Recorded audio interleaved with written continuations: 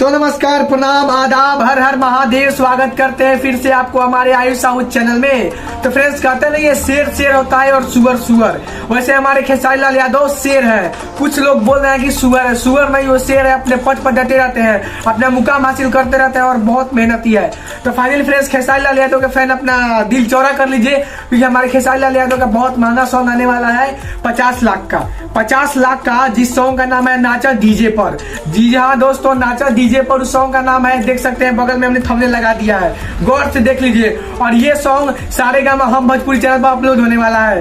तो आप लोग इस गाना को अच्छा सा प्यार दीजिएगा। जिस दिन आएगा ये तो नहीं पता है कब तक ये गाना आएगा, टीजर जल्दी रिलीज होगा।